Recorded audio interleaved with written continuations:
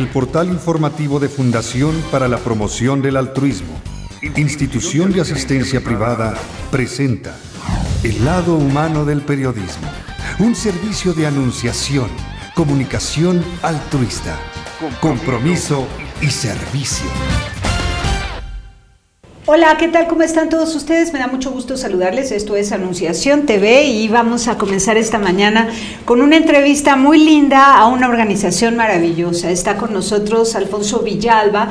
Él es el presidente de Fondo Unido en México, pero Fondo Unido a nivel internacional cumple 125 años, entonces vamos a celebrar con ellos a través de este programa. Que nos cuente, Alfonso, las historias más interesantes de Fondo Unido, sobre todo el origen, el inicio, porque tiene una historia muy linda de inicio y sí queremos que la cuentes. Claro. ¿Sí? Que sí. Buenos días, ¿cómo estás? Muy bien, te lo agradezco mucho, Tere, como siempre, un espacio maravilloso y dedicado a trabajar por nuestra comunidad. Gracias, Alfonso, por estar aquí. Cuéntanos, Fondo Unido, ¿cómo se crea a nivel internacional? Pues Fondo Unido tiene una historia, como decías tú, muy interesante.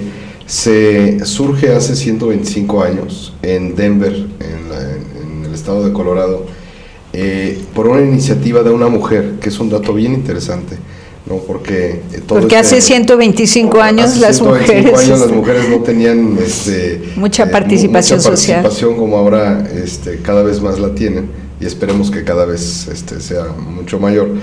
Pero es muy interesante. Una mujer en Denver hace esta iniciativa, identifica que hay necesidades comunes. Hay muchas comunidades que tienen que ver con la etnia o con la religión, pues que trabajan por ellos mismos, que se ayudan, etcétera. Pero ella identifica que hay necesidades comunes a todos, y entonces junta a un pastor de una iglesia cristiana, junta a un sacerdote de la iglesia católica, a un rabino y a un empresario. Y entonces los junta a todos y dice: oigan, tenemos este común denominador, ¿cómo podemos hacer para generar valor para nuestra comunidad? De tal manera que tengamos una plataforma común para todos y ya cada uno tenga sus propias diferencias, sus propias maneras de ver la vida. Generar valor se refería entonces generar valor comunitario, generar mejores condiciones de vida, mayor seguridad para las personas, la posibilidad de obtener asistencia médica, el tema educativo, que siempre desde el principio en United Way ha sido pues una bandera fundamental, ¿no?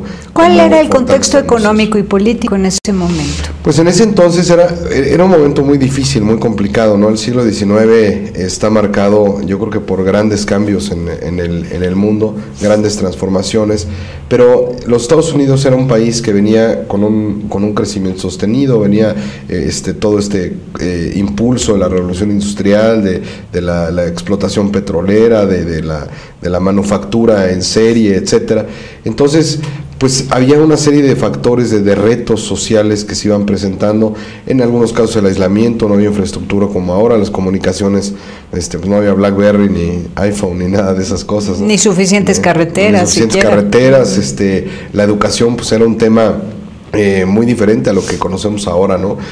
Así como pasaba en México, pues había un maestro en comunidades alejadas que iba y venía y tal, y mucho estaba sobre los hombros de las organizaciones religiosas. Normalmente se preocupaban mucho por la parte de la educación y tal, pero no había una solución integral que pudiera impulsarla a toda la comunidad, que pudiera permearla, ¿no? Entonces, así es la iniciativa, empiezan a trabajar juntos. El rabino, el cristiano, el sacerdote católico y el empresario. Y la lideresa, que era la mujer. ¿Su nombre cuál es? No lo tengo ahorita a la mano, pero es una cuestión maravillosa, porque el impulso que le dan, es decir, vamos a encontrar este camino común, esta plataforma que nos vincula a todos como seres humanos, ¿no? Y de ahí surge pues prácticamente el concepto de United Way, ¿no? Oye, pues muy de vanguardia, ¿no? Porque el ecumenismo y el diálogo interreligioso todavía no era algo frecuente como hoy. Sí. Pero bueno, tenía que ser una mujer la más vanguardista, ¿no? Está clarísimo, ¿no? Y entonces lo que empieza a suceder es que empiezan ellos a generar un modelo donde podían transformar la ayuda individualizada y aislada en un proyecto común que generaba mucho mayor impacto a la comunidad, ¿no?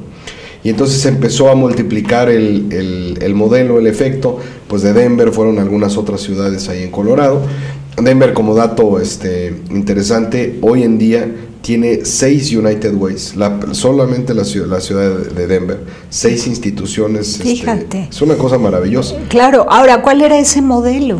Pues el modelo fundamentalmente se fue construyendo en esta concepción de espalda con espalda, ¿no? De juntar los recursos, de encontrar un proyecto común, de encontrar una sola vía de impacto, de desarrollo, para evitar que los esfuerzos se esfumaran en iniciativas aisladas, ¿no? ¿Pero qué eran? ¿Albergues, escuelas o qué era? Pues en realidad comedores. Trabajaban en esa época, trabajaban un poco con lo que se iba presentando, ¿no? 125 años sí son bastantes, ¿no? Hay una distancia muy grande en cuanto a lo que es ahora, pues identificarte con alguna necesidad específica o con algún sector. La verdad es que en esa comunidad, en ese momento, por lo que se iba presentando, ¿no? Y entonces también integraban a los que menos tenían, sobre todo a las personas que estaban en situación de mayor marginación, las personas que tenían alguna discapacidad, alguna limitante para poderse integrar a una comunidad integral y sobre todo buscar el progreso comunitario, ¿no? Entonces es muy interesante porque este origen va creciendo a través del tiempo y en Estados Unidos pues empieza a multiplicar, como te decía, solamente en Denver hay 6 instituciones. Pues la verdad es que en los 50 estados hay, no sé, es un número gigantesco de instituciones. Hay algunas que están ubicadas en un condado específico, hay otras que tienen un impacto regional mayor, hay algunas, por ejemplo, en Los Ángeles, en Chicago, que son prácticamente de comunidades dentro de algún sector, dentro de algún barrio, que están muy enfocadas a algún tema. En los últimos años ha habido una evolución interesante también para las comunidades mexicanas que viven allá, donde se han beneficiado y se han involucrado en este proyecto de Fondo Unido. Y claro, en los diferentes lugares. Al haber tantas representaciones de Fondo Unido en Estados Unidos, pues son los mismos líderes locales los que asumen ahí la presidencia, la dirección, la tarea. Exactamente, es un tema netamente ciudadano. La verdad es que es muy, muy gratificante ver sus modelos, porque además tienen como una dinámica propia, una vida propia que es muy, muy agradable, y el que toma liderazgo es el que está comprometido con la comunidad. O sea, no es un tema impuesto por una razón política o por una función o por un liderazgo económico, sino más bien es quien está trabajando en la comunidad quien toma el liderazgo. Entonces encuentras religiosos, encuentras empresarios, encuentras maestros, toda la gente se acerca, generan comités y trabajan en temas específicos, y la verdad es que las iniciativas son infinitas, ¿no? En un país de casi 400 millones de personas, claro. Pues la verdad es que es gigantesco, ¿no? Ahora, todos comparten una cultura organizacional, una serie de valores, desde ¿no? Luego. Y supongo que todavía conservan los principios judeocristianos, ¿o no? Yo espero que pero la verdad es que no hay principios de religión involucrados en el proyecto. Lo que sucedió es que todos se unieron para vincularse en la parte netamente humana, ¿no? Los principios son muy sencillos, ¿no? Y hasta la fecha son los mismos. Es la condición humana y la posibilidad de un bienestar común, ¿no? Ese es básicamente el concepto. Entonces, si tú eres judío, si eres católico, si eres cristiano, la religión que tengas no importa, ¿no? Porque eres un ser humano y todos como ser humano somos parte de una comunidad, tenemos mucho que dar y tenemos también que recibir. Entonces, esa es básicamente la filosofía como... Entonces, tú lo resumes en condición humana y la otra que dijiste. Básicamente es la condición humana y la posibilidad de aspirar al bien común, ¿no? Al bienestar el bien comunitario, común. Exactamente. Muy bien. Y solamente para acotar esta parte o para darle otra perspectiva, parte de la evolución bien interesante que ha tenido es que la cultura de la ciudadanía, precisamente por ser ciudadano el movimiento, hay muchas otras organizaciones también en Estados Unidos, pero por ser ciudadano, entonces se volvió un tema que tiene propiedad de las personas comunes de la calle, de todos los días. Entonces, todos aportan, todos trabajan, todos luchan por ese beneficio común, ¿no? Es un tema bien interesante. A nivel voluntariado y a nivel aportación financiera y a nivel aportación en especie, ¿no? Para que tengas una idea de los parámetros, en Estados Unidos aproximadamente el 4% del PIB se destina a donativos en organizaciones de la sociedad civil. El 4% del PIB. En México, aunque hay una discusión ahí en función de cómo lo mides, porque aquí es difícil muchas veces medir las cosas, pero más o menos calculamos que es el 0.03% del PIB mexicano el que se destina a donativos a la sociedad civil. Bueno, sea como sea, yo no encuentro todavía el sentido a que haya más organizaciones de la sociedad civil, porque si hay tanto dinero como en Estados Unidos, que alcanza el 4% del Producto Interno Bruto, las aportaciones de la sociedad civil, pues ese dinero se me antoja más bien para la generación de empleo, para que los jefes de familia puedan sostener a sus ancianos, a sus niños, a sus jóvenes. Pero me gustaría muchísimo conocer tu opinión, porque la tendencia es la asistencia, la promoción humana y el desarrollo mediante actividades no lucrativas y no el promover al ser humano a partir de la educación y el trabajo, porque tiene derecho a conocer y tiene derecho a amar a través del trabajo. Desde luego que sí. Vamos, yo coincido ¿sí? Contigo. De regreso sí quiero que me expliques. Volvemos. Claro.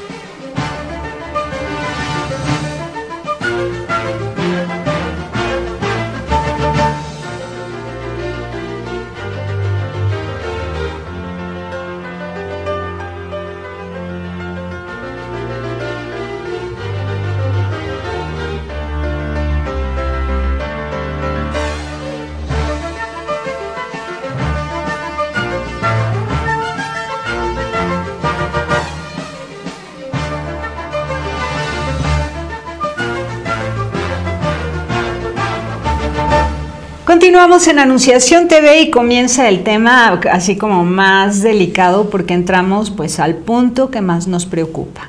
Porque la tendencia es crear más organizaciones de la sociedad civil, alcanzar altos niveles en el Producto Interno Bruto, como actividad, la actividad altruista, ¿no? Y bueno, y la generación de empleo, porque si hay dinero para eso, ¿por qué no ese dinero se usa para generar empleo? Y quiero tu opinión, Alfonso Villalba. Encantado. Si me nada más darte el nombre que te debía. Sí. La fundadora, la mujer de la que hablábamos que creó Fondo Unido hace 125 años, fue Frances Weisbart Jacobs, ¿no? De la ciudad de Denver. Es como para hacerle un reportaje. Claro, es una historia muy interesante. Te voy a compartir un video que se hizo de los 125 años, porque además tiene una un tema muy interesante porque United Way en Estados Unidos se volvió parte de la vida cotidiana de los Estados Unidos. Entonces, a través de los años ves cómo interactúan este concepto que te decía, los ciudadanos de todos los niveles, de todos los estratos. Hay músicos, hay presidentes, hay empresarios, hay escritores que han tenido que ver con el desarrollo de United Way. Qué bonito, qué bonito. Y precisamente eso nos lleva a la respuesta que tú estás buscando. United Way este año fue calificada, como todos los años la califica la revista Forbes, y la calificó en 2 categorías. Abrieron una categoría nueva.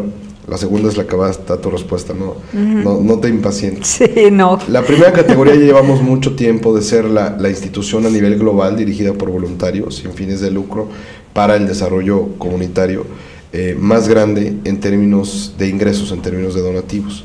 El año pasado a nivel mundial fueron 5.2 billones de dólares de donativos que recibimos en todo el mundo. En Estados Unidos fueron aproximadamente 4 billones, un poco para que veas la proporción, ¿no? Es básicamente el 80% está en Estados Unidos. Y todo esto para beneficiar a ¿cuántos millones de personas? Son millones y millones de personas. El dato no lo tengo, pero son millones y millones de personas en todo el mundo, ¿no?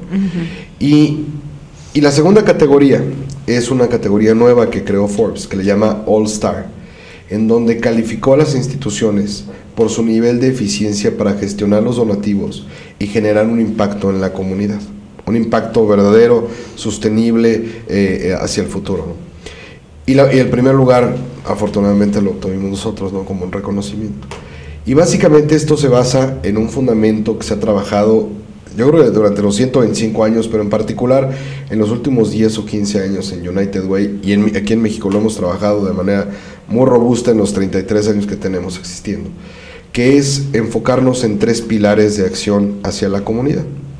Hay uno que es la educación, desde luego, lo consideramos que es un tema de causa para lograr un efecto, que si tú no atiendes las causas, eventualmente nunca vas a cambiar el efecto, ¿no?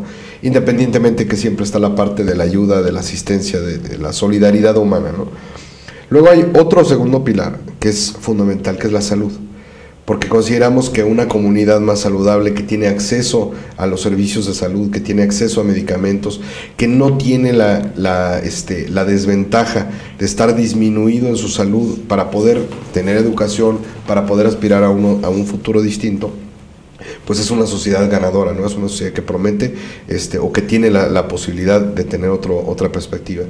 Y luego el tercero, que le llamamos desarrollo sustentable. Internacionalmente le llaman income, que es básicamente la generación de capacidades para que los individuos beneficiados eventualmente puedan ser generadores de su propio ingreso, puedan ser contribuyentes, digamos, del progreso social. Entonces sean un efecto de derrama, sean un efecto de generación de riqueza en sus propios núcleos comunitarios, desde su familia, su pueblo, su ciudad, su estado, su país, ¿no? Entonces, Fondo Unido tiene que culminar cualquier obra que emprenda en materia de salud y educación en la autosustentabilidad económica de sus beneficiarios, de manera que los libera, porque ellos ya son exactamente, ese es el objetivo mayor. Es un proceso muy largo, muy complicado. Pasa a través de temas técnicos muy difíciles de manejar, sobre todo cuando los países no tienen una cultura de la información, del seguimiento, del desarrollo, de la estadística. Es mucho más complicado, ¿no? Hay lugares en Canadá, por ejemplo, donde está clarísima la relación que existe entre la inversión que se hace a los niños en las edades tempranas, cómo se le da seguimiento y cómo llegan a ser personas productivas que generan ingresos, que pagan impuestos, que mejoran su desempeño educativo en función de la inversión original que se tuvieron, ¿no? Pero en México es un tema que estamos construyendo apenas, ¿no? Es una cosa muy vanguardista, pero evidentemente nuestro objetivo está exactamente cumplir esos 3 pilares para poder llegar a hacer que los niños de hoy que estamos ayudando tengan este efecto el día de mañana.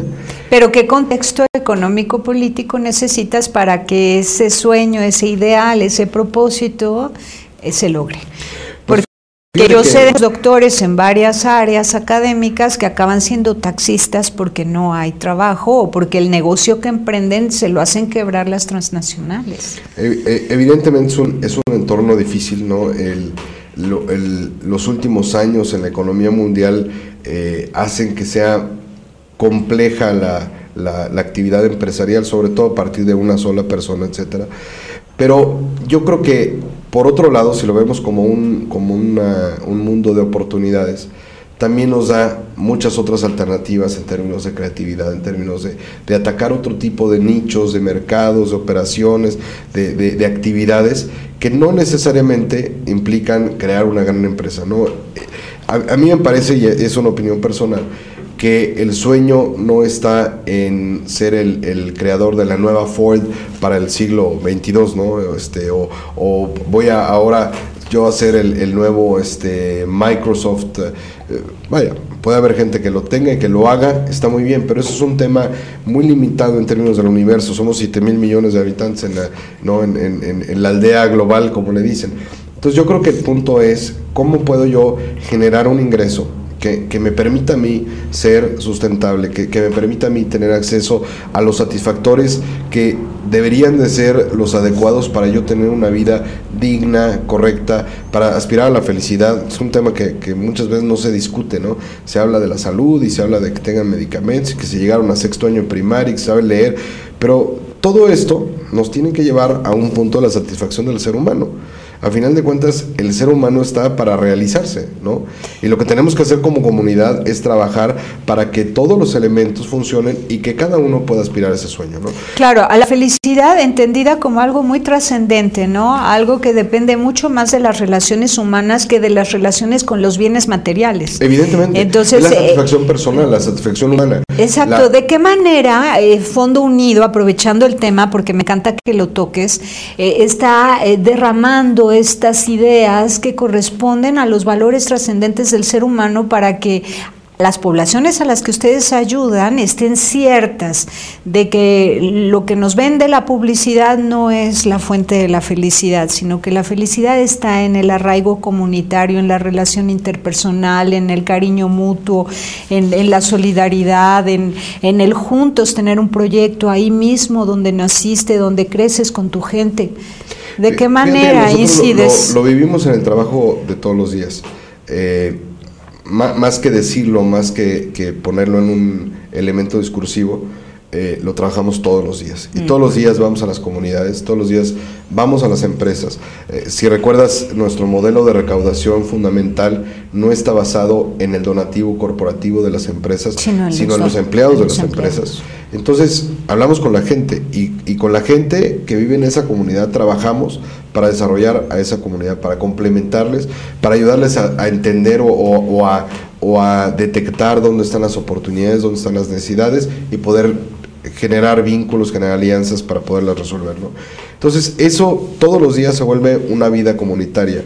Es un concepto donde nos vamos ayudando todos, donde los beneficiarios también eventualmente van asimilando que ellos son los benefactores del futuro, que eso es un tema bien interesante, porque si tú no les das el lugar que les corresponde para que ellos tomen ese liderazgo hacia el futuro, tú los estás haciendo menos, le estás limitando su propia capacidad de desarrollo. Y la vida no tiene sentido cuando te sientas solo a recibir y no tienes nada que dar, ¿no? Efectivamente.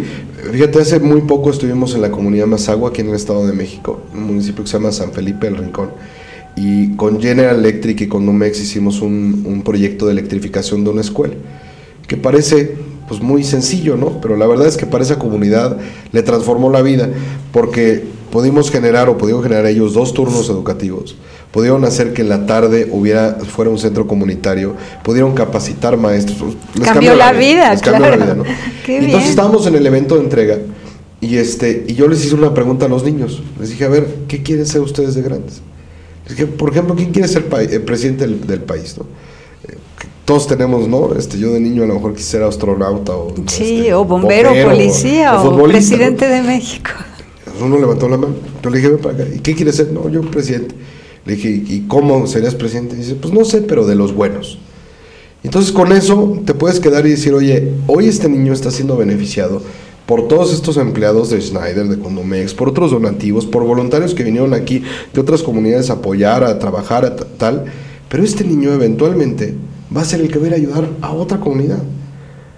Y se da cuenta del valor de la organización social en búsqueda del bien común, y eso le hace sentirse parte, ¿no? Y corresponsable con los de su generación. Y eso es lo que cambia realmente. Porque al final de cuentas, la única manera de poder hacer que nuestras comunidades, que nuestras sociedades progresen en ese sentido humano, es en que todos tengamos un elemento de solidaridad y todos estamos enfocados hacia el mismo objetivo, ¿no? Muy bien. De regreso te voy a pedir que nos platiques los 2 programas más recientes de los que he tenido noticia de parte de Fondo Unido, y es el programa de los balones, claro, y este programa de matemáticas. ¿Sí? Aprendiendo, ¿cómo no? Volvemos.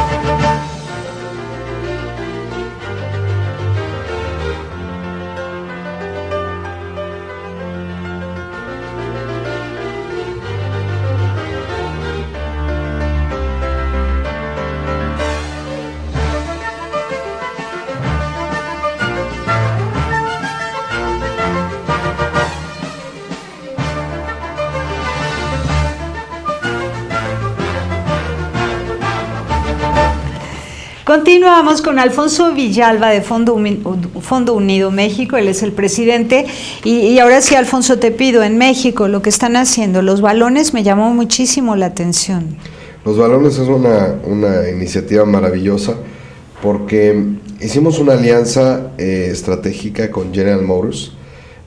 General Motors es el patrocinador internacional de estos balones, y la otra parte de la alianza la hicimos con el Club Santos Laguna, el equipo que, bueno, hasta ahora el domingo se juega la final, pero sigue siendo el campeón del fútbol mexicano. Pero es un equipo que ha tenido una característica muy particular en términos de su involucramiento social, independientemente de que tienen éxito empresarial o en lo que hacen en el fútbol, ¿no?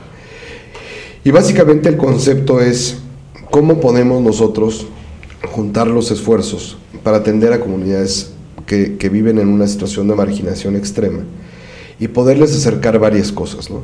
Una es temas de fortalecimiento educativo, temas de trabajo comunitario, cómo integramos en sus comunidades otros elementos para que puedan tener unas mejores condiciones de desarrollo los niños. Pero también temas de cultura física, ¿no? En lugares, el proyecto está focalizado en el Estado de México, particularmente en el Valle de Toluca, y en Coahuila, con base principal en la comarca lagunera, ¿no? Que en realidad también afecta o beneficia al estado de Durango.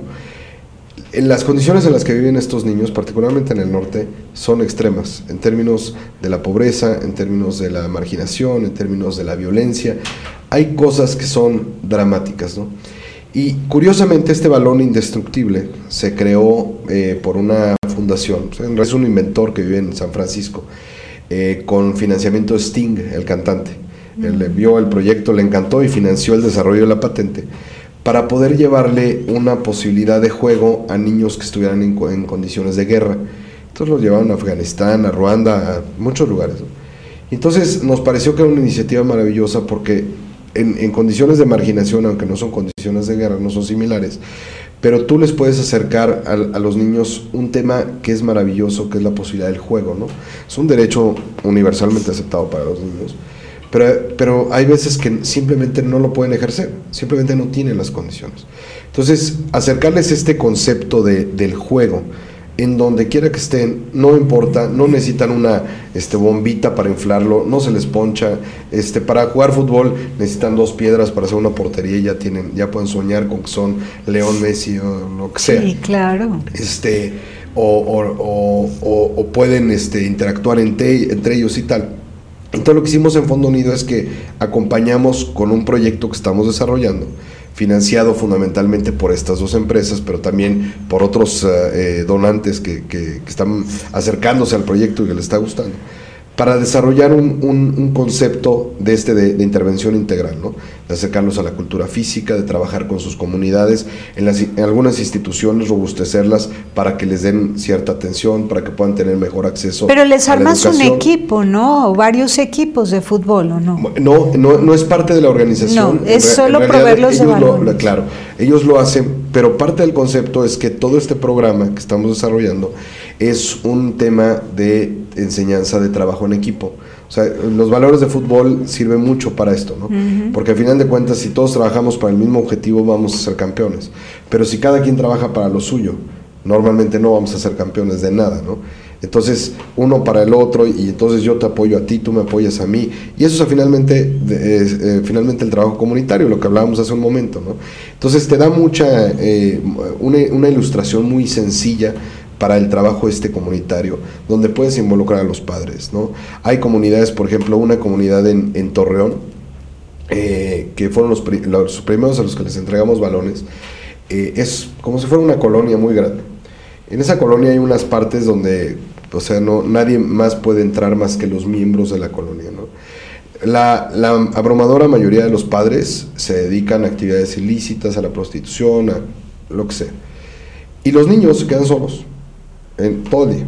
Entonces lo recoge una institución que además me parece que es maravillosa, y el día que quieras te invito a que la conozcas, te va a encantar. El nombre te lo dice todo, se llama Espíritu que Danza. Ellos están ahí, en medio de esta situación, porque es una situación hasta peligrosa en términos de tu integridad física. Están ahí todos los días, recogen a los niños y les enseñan, y tienen sus aulas con Montessori, y tienen su tema de valores, y tienen su tema de apoyo psicológico, y les dan alimentación, y les dan tal, y los niños se regresan a su realidad, pero todos los días tienen ese espacio donde se aíslan. Entonces, ese tipo de comunidades, cuando tú les das la posibilidad de la diversión en el juego, pero ese es un símbolo, donde les traes un proyecto de estos de cultura física, de posibilidad de integración comunitaria, etcétera, pues la verdad es que sí les estás dando un robustecimiento. Qué bonito. Y luego, complementario a eso, tienes estos libros y capacitas a los profesores de las instituciones académicas. Exactamente. Uh-huh. Este es un proyecto, Nacer Aprendiendo, empezamos en 2010, con una inversión social semilla de Procter & Gamble, donde fundamentalmente desarrollamos, yo creo que es uno de los proyectos más ambiciosos que tenemos, porque se enfoca a desarrollar las capacidades de aprendizaje de los niños. No es un tema de la educación, vayan todos a la escuela, no es un tema de que todos tengan oportunidad de estar en el salón de clase. Es un tema de cómo desarrollamos su capacidad para aprender.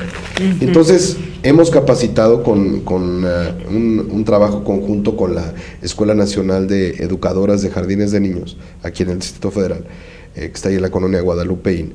Hemos capacitado 800 educadoras en estos 3 años, fundamentalmente para desarrollar las competencias de capacidad matemática, de capacidad de comunicación, que es la nueva de este año, y la exploración del mundo.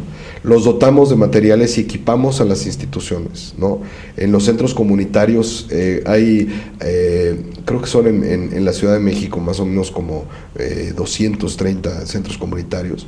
En todos opera Save the Children, con quienes hicimos la alianza. Save the Children se encarga de la parte técnica del contenido de este trabajo, con una experiencia brutal que tienen ellos. La verdad es que son una institución maravillosa. Y entonces en conjunto, y ahora hemos sumado a otras empresas, está ExxonMobil, Peñafiel, etcétera. Luego los vas a traer de patrocinadores todos los que has mencionado, ¿estás de acuerdo? Sí los necesitamos, ¿eh? Pues mira, nosotros nos hacen nos dan un apoyo maravilloso. Bueno. Pero sobre todo no es a nosotros, ¿no? Al final de cuentas somos un canal para que esto se logre. Pero la nota particular de este proyecto es que capacitando a los maestros, dotando a los centros comunitarios y a los centros de educación de equipamiento, de estos manuales, que estos manuales son importantísimos porque antes no existía el referente. Los educadores pueden ir a cursos y tal, pero siempre necesitan un material distinto. Y es un material vanguardista, insisto, creado por Save the Children en sus contenidos, por la experiencia que tienen, con la participación de todos estos educadores y de la escuela superior en términos de la parte técnica, pedagógica, tal, con el sistema Montessori muy abrevado, para que entonces puedas generarle una capacidad verdadera de desarrollo al niño en edades tempranas, particularmente entre 3 y 6 años, para que tenga la posibilidad de aprender. Claro, es cuando se desarrolla la inteligencia, los primeros 7 años. Oye, ¿y es a la Secretaría de Educación Pública? ¿Está enterada de estos materiales? ¿Los ha conocido? Pues está enterada, sí. Estos materiales están basados en el Programa Nacional de Educación Preescolar, evidentemente. Hemos tenido, ¿no? En su momento conversaciones con ellos y tal. Pero es un tema que va de la mano, que va paralelo, ¿no? O sea, desde luego es algo que puede crecer de una forma muy importante y sobre todo a nivel nacional. Claro, maravilloso, podría ser, seguramente ahora con esta nueva etapa del conocimiento matemático y la que viene de comunicación, estaremos hablando con las autoridades tanto a nivel federal como a nivel estatal, ¿no? Porque yo creo que es muy importante que puedas hacer esas sinergias, esa vinculación. La vinculación, para que sea buena, no solamente es en el sector civil, ¿no? Siempre tiene que participar el sector público, porque no porque dependamos de ellos, ¿no? Porque la verdad es que la sociedad, la comunidad es la que tiene que movilizarse, pero sí porque al final de cuentas tiene la rectoría en temas como educación, y tiene un cúmulo de recursos que se pueden invertir en este tipo de proyectos muy importantes. Muy bien. Ahora, Alfonso Villalba, estás en Fondo Unido como voluntario desde 1990. Desde 1990 soy voluntario, efectivamente. Y has visto cómo ha evolucionado el altruismo, la forma de ayudar. De 1990 al 2012 han pasado muchísimas cosas. Han pasado muchas cosas. Fondo Unido también pasó de la asistencia pura, que es buena y es válida y es necesaria en un momento específico en la vida de un ser humano, pues hay que asistirlo, ¿no? Claro. Pero como que la ayuda ha ido madurando y ahora se está buscando precisamente esto, dar herramientas para la vida, ¿no? Efectivamente. Yo creo que es una evolución muy buena, muy interesante. Me parece que es, como dicen los economistas, orgánica, ¿no? La propia comunidad y la propia madurez de las instituciones han ido transformando, y la sociedad civil, ¿no? Porque se habla de las instituciones, pero no es otra cosa más que las personas que están involucradas, ¿no? Con la sociedad.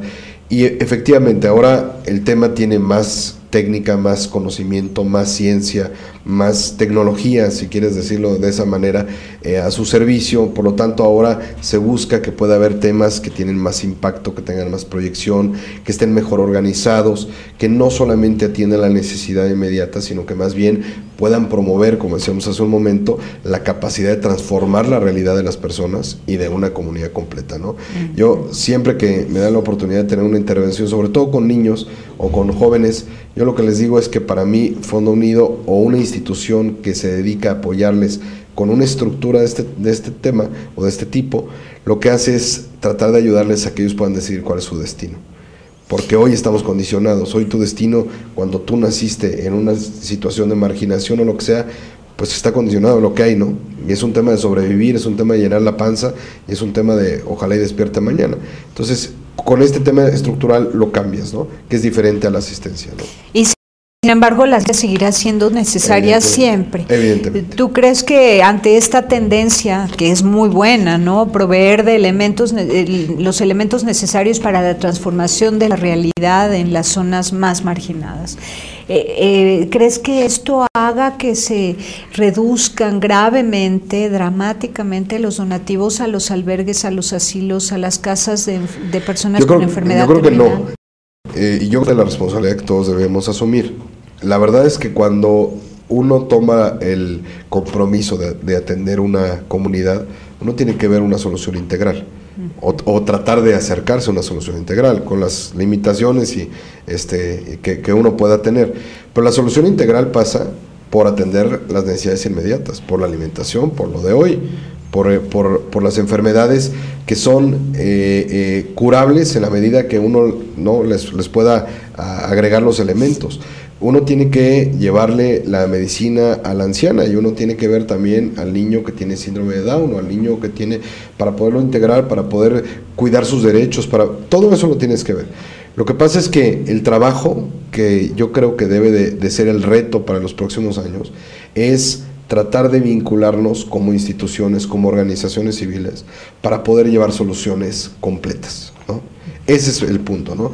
Yo cada vez más lo veo y hablando con otras instituciones, con otras personas que están, digo, como tú, lo que tú estás haciendo es un poco eso, o mucho eso más bien, vincularnos, conocernos, porque si tú llegas a una comunidad y dices, a ver, yo puedo llevar el proyecto de Nacer Aprendiendo, pero puedo traer también una institución que tiene que ver con la nutrición y puedo traer a una empresa que puede donar los alimentos y puedo traer a quien hace trabajo social para que los padres y las madres se integren, porque tú puedes ayudar a los niños, pero si tú no trabajas con sus padres, sus madres, sus hermanos, no, para que los maestros, para que las autoridades, para tal, ese es el objetivo, ¿no? Y es que hay para todo, cada vez que llegues a una nueva comunidad, pídenos el directorio de las instituciones que pueden ir contigo y proveer de las distintas cosas que hacen falta, ¿no? Capacitación para el trabajo, rehabilitación emocional, física o lo que sea.